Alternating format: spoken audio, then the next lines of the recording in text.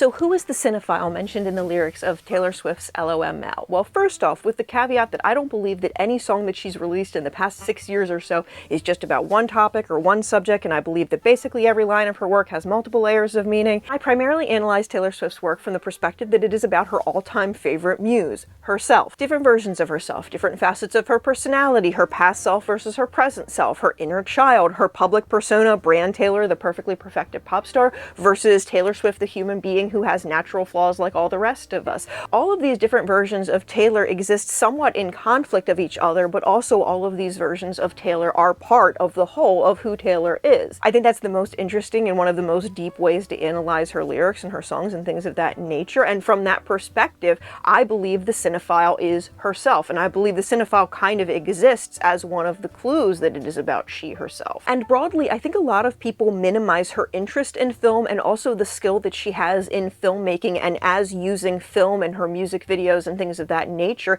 as a visual metaphor, as a communication method, as a storytelling method. There are two things that I think a lot of Taylor Swift theory crafters do not consider enough. It's Taylor's obsession with film and filmmaking and storytelling using film, and also her obsession with figures from the past, especially the silent film era and the old Hollywood era. Taylor has brought up film and filmmaking a fair amount in interviews for her entire career. She has mentioned a number of films in her lyrics. She's done a number of visual references in her music videos, and actually one of the most interesting and one of the most underrated things I've ever seen is her Variety Directors on Directors with Martin McDonough. I frankly believe most people that interview Taylor have no business interviewing Taylor because they don't actually ask her questions about her craft and how she hones her craft and a lot of the deeper meaning outside of, they just want to try and get the dirt and the gossip on all of her exes. They want to know who the songs are about. They want to be able to relate it to something that's going to make a massive headline that they can get a ton of clicks about, or they want to dismiss her talents and her skills as just tricks or just,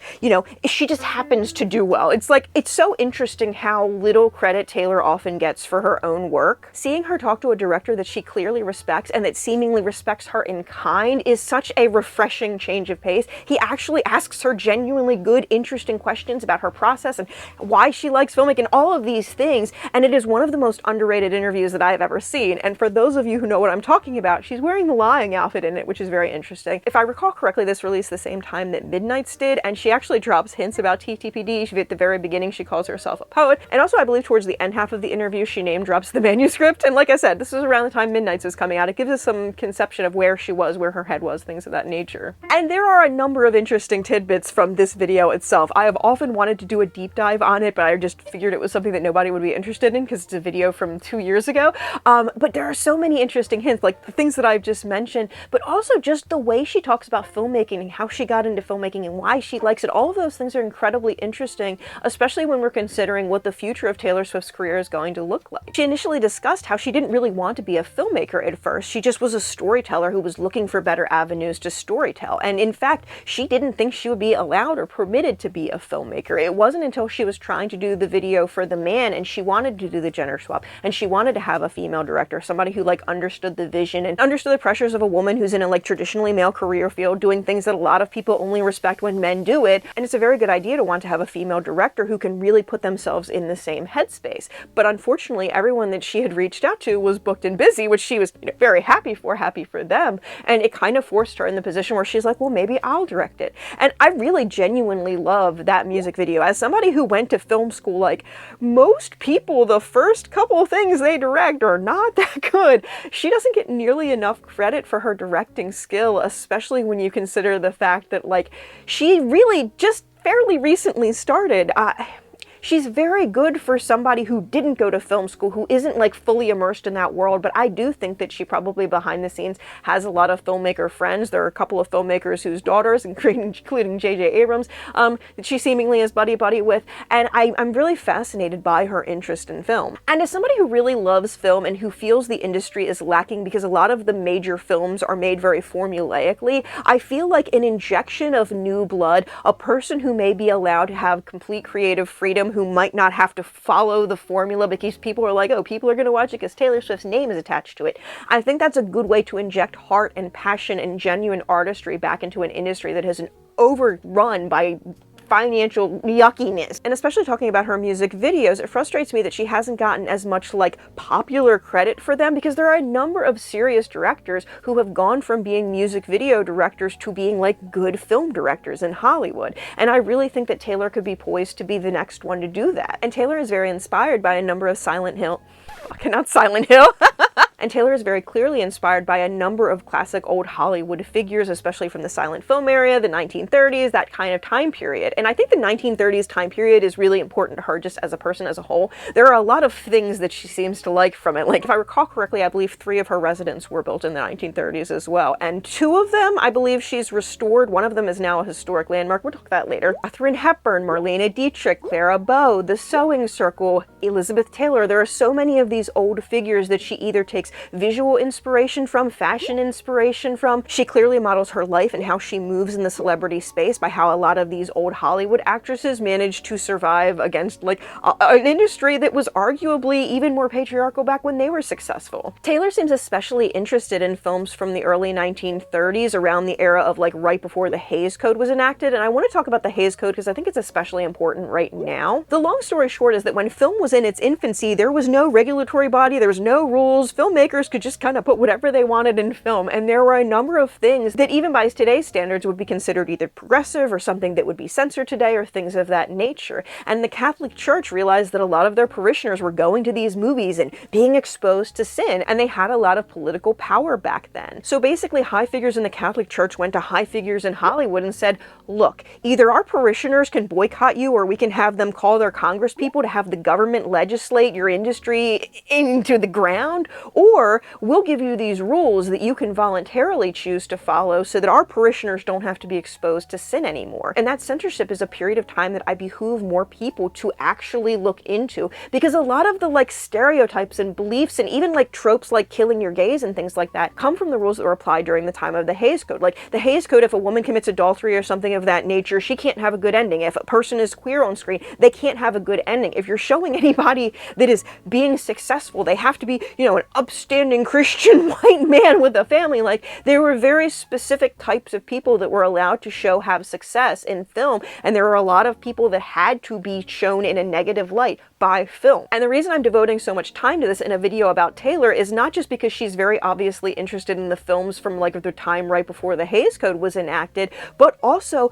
because censorship is being applied to our media in real time right now, and people need to be aware what impact that has on culture and the things that we believe about culture and the things that are like just mass media communicated to people. And in this situation, it's actually much worse because it's not a voluntarily applied set of rules. It's the government that's telling social media what content is and isn't acceptable, and is broadly advising a lot of government agencies to remove any and all content that refers to marginalized people. But back to Taylor, a lot of her sense of fashion aesthetics is clearly heavily influenced by Marlene Dietrich. I have a full video on that coming. That was supposed to be my next video, but then Fearless Cardigan came out, and then I was like, actually, I want to give a little bit more context before I introduce Marlena to you in more depth. So that will probably be one of my upcoming next videos. I'm still working on Death Wish, don't worry. That, like I said, it's a lot. More recently in her fashions, I'm seeing a lot more inspiration from Katharine Hepburn, especially Katharine Hepburn when she was becoming like an older lady in Hollywood. A lot of the female figures that Taylor is most inspired by are the women whose careers didn't end at the time that their youth and their beauty ended. They're women who were able to pivot, who were able to reinvent themselves, who were able to take on new roles and new things and make a role for themselves in Hollywood despite their advancing age. There's a lot of evidence that she has been really trying to learn from the wisest women so she can avoid the pitfalls of a lot of young it girls. And again, it goes back to this idea of like the 1930s and figures from the 1930s and architecture from the 1930s and all that jazz being very inspirational to Taylor, which I think is fascinating because there are so many themes, like especially like the Greek revival style of one of her homes. Like there's a lot of more like Greek influences in some of her music videos and things like that, like Greek architecture wise. I mentioned fashion influences from women, especially from around that era. And let's talk about one of those 3 houses that's from the 1930s, the Samuel Goldwyn estate. And Samuel Goldwyn is actually a big figure in creating Hollywood. He produced the first major Hollywood motion picture. The reason the industry looks the way that it does is largely shaped by him and the production companies that he ran and the people that he was in circles with and all of that jazz. This house also, interestingly enough, is within walking distance of Sunset Sunset Boulevard. That's something that's been coming up a lot with the New Romantics and with Taylor and her work as well. Don't want to get distracted from this topic though, but she purchased the Samuel Goldwyn estate and she has actually worked to restore it, and it's now like historically recognized in Beverly Hills. It does have a film viewing room, and it was also home to a number of gatherings that involved a number of people that Taylor is inspired by. It's very interesting how she really like goes to these spaces that were occupied by these interesting and influential women of the past, and how she learns from them and almost like pulls from their spirit in a sort of way. If I believed in like seances and things like that, I would believe that she sat around a table conjuring these women up and asking them for her advice. And Marlene Dietrich, Katharine Hepburn, one of my perennial favorites, Myrna Loy, and Eleanor Roosevelt, and a number of other figures went to these parties in this house. And I can't imagine being in I'm inspired by a lot of the same people as Taylor. I think that's why I notice it so much, because I am very inspired by the things that a lot of these women have done in their lives and their careers and things of that nature. I understand what could be motivating her to be drawn to those spaces, you know? And about the restoration of the Goldwyn house. Since her purchase of the house, Swift has worked to restore it to its original condition under the architect Monique Schenck, which I love that she went with a female architect, who said they had preserved and maintained the original fabric of the house and replicated deteriorated elements. Works undertaken including the restoration of windows, the columns at the swimming pool's cabana, the preservation of the wisteria foliage that partially adorns the house's facade, and wooden decorative elements such as lattice panels and wooden finials.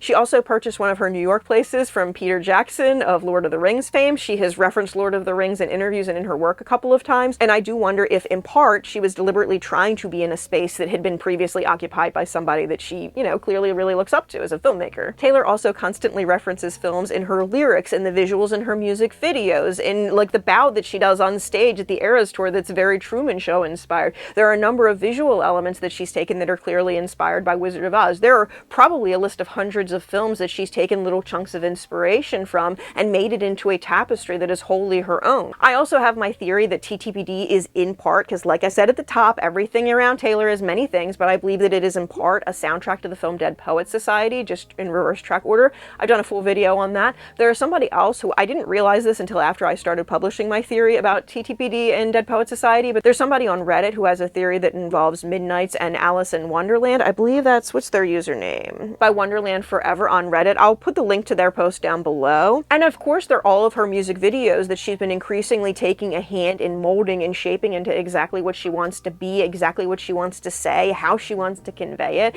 One of the reasons that I have not watched most of her music videos is because I know if I go too deep down that path, I am just going to be talking about old music videos for the next couple of years, and until I believe that there is significant interest from other people for me to do that, I just don't think that that's something I'm going to spend my time with. Unfortunately with me, I have literally hundreds of theories and thoughts and things about Taylor, and it is a constant process of just trying to get as many of them out into the world as possible. One of the big reasons I'm making this video is because I know a number of other theory crafters watch me, and I really want people to expose themselves to the Directors on Directors interview. I really want people to expose themselves to a lot of the 1930s figures and films that clearly inspired Taylor, because I think it really gives you a better picture of what she's trying to do. And once you have that bigger picture, more and more things become clear, and it's fascinating.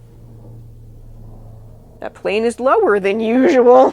It's very cloudy here today, and the cloud ceiling is low, so the planes feel like they're coming right over my house. But what I've seen really shows how much vision Taylor has, how much potential she has as a filmmaker. I'm so excited to see what she does next. And something that I haven't even mentioned in this, because it's another sticky wicket that I haven't fully dived into, because I know it would be many, many months of videos, is the Eras Tour and the overarching narrative that she was telling with the Eras Tour that, yes, involves a lot of the visuals that were playing on screen in the background while she was performing. But all in all, it is incredibly clear to me that film is incredibly important to Taylor, to the story that she's telling. Taylor very often gets dismissed as just a pop star, and even a lot of the theorists just look at like her lyrics, maybe her interviews, things of that nature, and just don't fully dive into literally everything that she's doing. Every time we see Taylor Swift or we hear a story about her in the news, that is part of a narrative that she is crafting and shaping, right? Because ever since Reputation, we only see Taylor when Taylor wants to be seen. As we've seen over the past couple of weeks, when Taylor doesn't want to be seen, she can avoid being seen. I don't believe that she was in Utah or Montana or North Carolina. There are so many times that she's just tried to quietly sneak places in the past, and tons of people have noticed and taken pictures. I do not believe for a moment that the people are respecting her privacy. And you know the reason for that? Because she hasn't been seen in months. Do you know the value of a credible photo of Taylor Swift and Travis Kelce right now to the news media? That could probably make a down payment on a house. That is serious money, especially in today's economy, because they have not been seen together in so long, and because fans are kind of starting to scramble with desperation of the fact that they haven't seen their faves together in a bit. That photo is going to be worth a decent chunk of money. That photo is going to get a decent amount of clicks for a bunch of news agencies. If Taylor was out and about with Travis and she wasn't wearing a disguise, we would know about it. And I know people are going to be like, well, that one place that she went, they don't allow cameras. They allow cameras outside. So like I said, everything that we see of her is part of a narrative of things that she is allowing us to see, and there's a purpose behind her allowing us to see those things. Every time we see her recently, it is with a carefully curated outfit that is designed to have Easter eggs and to have meaning and things of that nature. I think another way that people don't take Taylor seriously enough as an artist and as a creator is recognizing the performance art, but also recognizing the outfits and the layers of Easter eggs. She has made it very clear a number of times that she's sending like Easter eggs through her outfits. And we occasionally will look and we're like, oh, these things are connected for a minute, but like, I really want people to set up timelines, and these are the outfits that she wore here, and this is what she was doing at the same time, and really put the timelines together. She's talking about braiding together timelines. That's not just something that she herself is doing with her narratives and the narrative that she's weaving and the tapestry of the story she's trying to tell.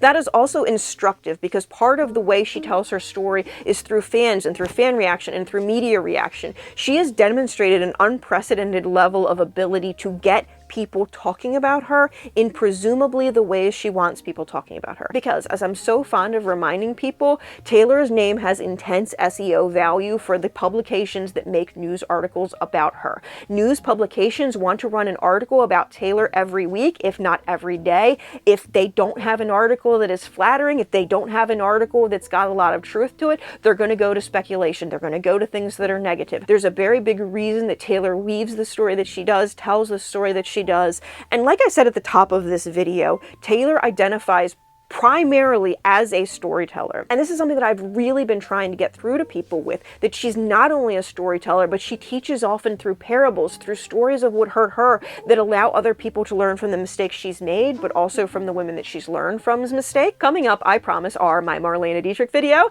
my Death Wish video. I also have a video on Selena Gomez's Sunset Boulevard coming. I promise. That video had more going on than I initially thought, and I thought I was just going to be able to make a quick video.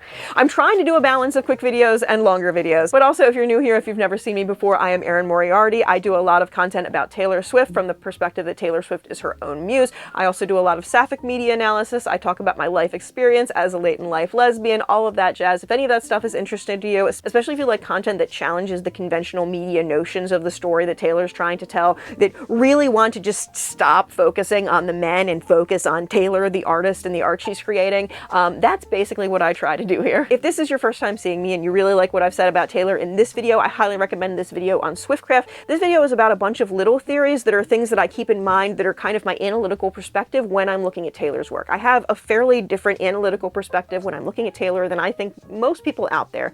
And a lot of that is because I have been so obsessed with so many of the old Hollywood figures that she is, all of these powerful women that clearly inspire her and that she has learned from. So I think there are a lot of things that I notice because I'm like, oh, you're doing it like, oh, you're doing it like Marlena. That's so clever. I'm just constantly amazed by all of the cleverness that Taylor is capable of. And I also have a bunch of other videos on Taylor Swift, pop culture, things of that nature, if that interests you. Thank you so very much for watching. I'll leave my Dead Poets Society TTPD video at the end if you want to watch that next.